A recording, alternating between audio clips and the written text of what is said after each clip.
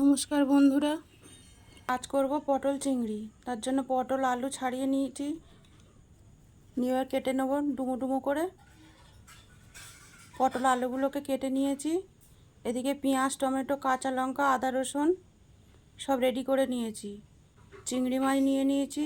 চিংড়ি মাছের মধ্যে নুন, হলুদ, লঙ্কা গুঁড়ো দিয়ে ভালো করে মেখে নেব। এদিকে কড়াই বসিয়ে অল্প করে তেল দিয়ে পটলগুলোকে ভেজে নেব।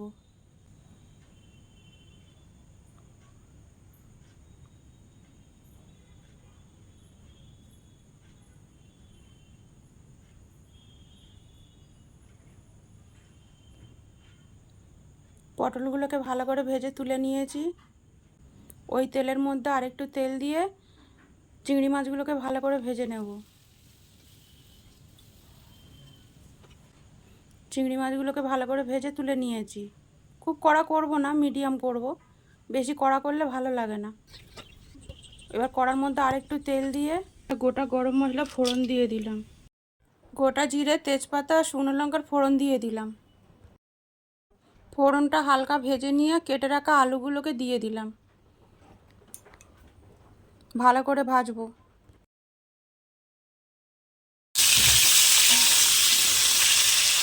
কিছুক্ষণ ভেজে নিয়ে কেটে রাখা পেঁয়াজটা দিয়ে দিলাম আর কাঁচা লঙ্কা।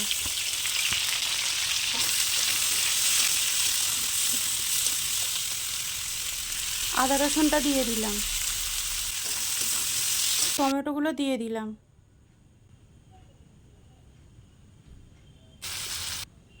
স্বাদ মতো নুন, পরিমাণ মতো হলুদ দিয়ে দিলাম। স্বাদ মতো লঙ্কা গুঁড়ো, 1 চামচ জিরে গুঁড়ো, 1 চামচ ধনে গুঁড়ো। কিছুটা জল দিয়ে দিলাম, নাহলে মশলা পুড়ে যাবে।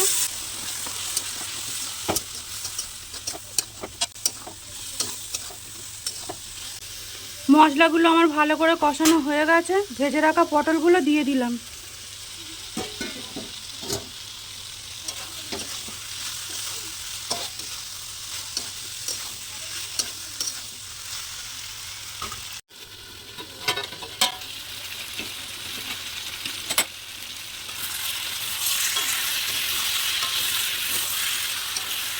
ভালো করে পটল আলু আমার কষা হয়ে গেছে।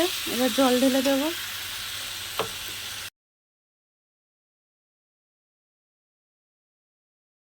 জল ঢেলে দিয়ে 15 মিনিটের জন্য আমি ঢাকা দিয়ে রেখেছিলাম। ভালো করে সেদ্ধ হয়ে গেলে চিংড়ি মাছগুলো ঢেলে দিলাম। আরও 5 মিনিট ফুটিয়ে নিয়ে গরম মশলার গুঁড়ো একটু দিয়ে লাবিয়ে নিলাম।